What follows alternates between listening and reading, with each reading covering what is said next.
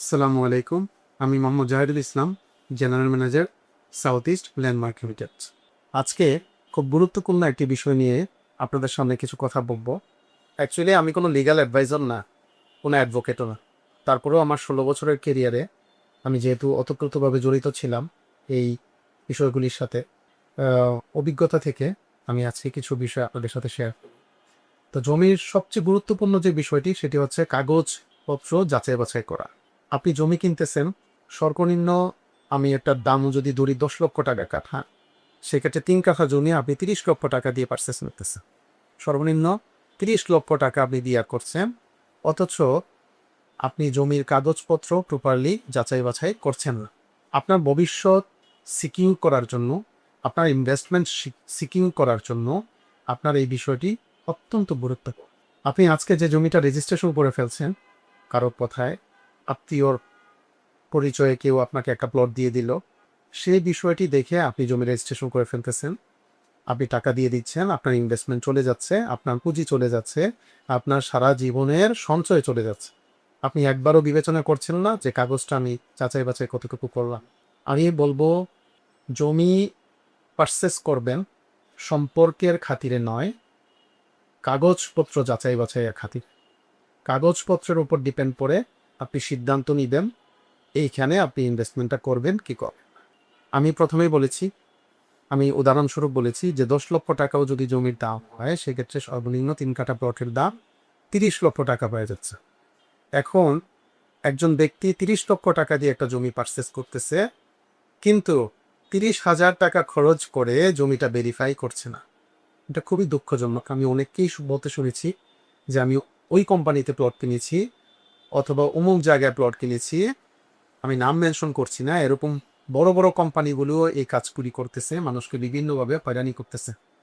কিন্তু সে জমিটা কিনে ফেলতেছে, কিন্তু জমি বা যাচাই বাছাই করে নাই, বিকজ অফ তার 20,000 30,000 টাকা ইনভেস্ট করে তার জমিটা যাচাই বাছাই করতে হতে। তো এই বিষয়টা একটু খেয়াল করে দেখে আমি কিছু বিষয়ের আজকে নির্ধারণ করে দিব যে জমি কেনার আগে এই বিষয়গুলি অবশ্যই আপনি স্পষ্ট করে নেবেন। জমির সম্পূর্ণ কাগজের সেট আপনি নেবেন। জমির পর্চা, বায়াদলি, খাজনা, খারিজ, ওয়ারিশন সার্টিফিকেট, সমস্ত কিছু আপনি নেবেন। নেওয়ার পরে আপনি একটা লিগ্যাল অ্যাডভাইজারের সাথে পরামর্শ করবেন, অথবা কনসালটেন্সি ফার্মে আপনি কথা বলবেন। 5,000 10,000 টাকা তারা আপনার কাছ থেকে অ্যাডভাইজরি নিবে, চার্জ নিবে, সেটা আপনি দিগা। তারপরেও আপনি জমিটা যাচাই বাছাই করে নেবেন। আরেকটা বিষয় আমি বলি, অনেক কোম্পানি আপনাকে প্লট দিবে, কিন্তু আপনাকে জমির কাগজপত্র সঠিক দিবে, কিন্তু আপনি যে লেআউট অনুযায়ী প্লটটা কিনেছেন, জমির কাগজপত্রটা সেই প্লটের অন্তর্ভুক্ত নয়। এইটা খুবই গুরুত্বপূর্ণ। এটা কোম্পানি আপনাকে এই বিষয়টা আমি স্পষ্ট করে দিই। প্যান্টাগ্রাফ নামে একটা লেআউট আছে, যেটা আমাদের গভর্নমেন্টের যে CSSARS ম্যাপ আছে, ওই ম্যাপের সাথে সামঞ্জস্য করে একটা লেআউট তৈরি করে কোম্পানি, যেটা কোম্পানি তার নিজের কাছে রেখে দেয়, কখনো ক্লায়েন্টকে এটা দেখতে দেয় না।